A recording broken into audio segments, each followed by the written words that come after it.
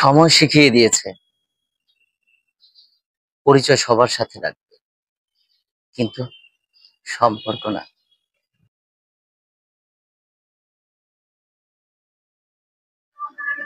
অবহেলিত হতে হবে।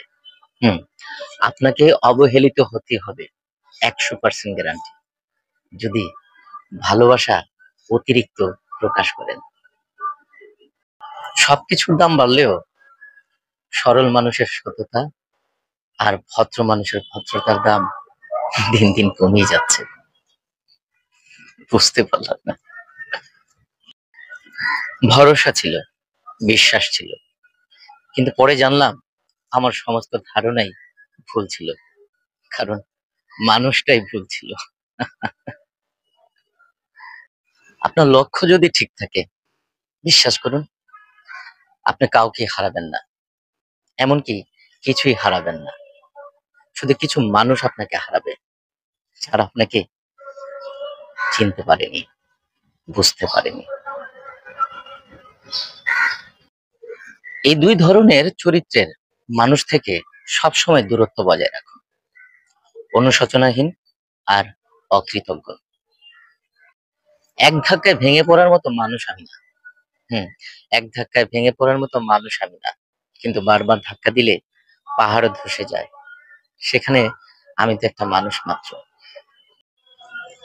কাউকে ভুল বোঝার আগে অন্তত একটিবারের জন্য হলেও তার পরিস্থিতিটাকে বোঝার চেষ্টা করুন। নয়তো গভীর ভালোবাসাই হোক অথবা ঘনিষ্ঠ বন্ধুত্বই হোক, দু পয়সা মূল্য থাকবে না। জীবনটাকে আজকাল দেয়াল ঘড়ির মতো মনে হয়। হুম, একরকম দেয়াল ঘড়ি হয়ে গেছে, প্রয়োজন ছাড়া কেউ তাকাই না।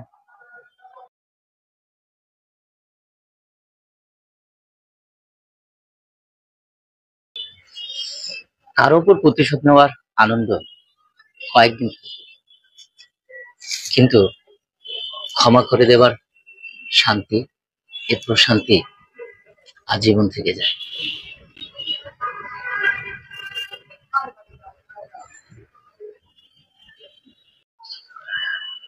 মানুষ আপনিও চিনবেন, শুধু খারাপ সময়টা আসতে দেন।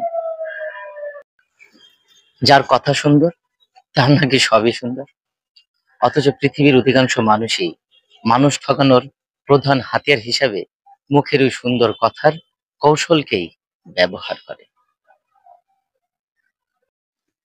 নিজের আবেগকে নিয়ন্ত্রণ করতে শিখুন, তা না হলে মানুষ আপনাকে আপনার আবেগ দিয়েই আঘাত করবে।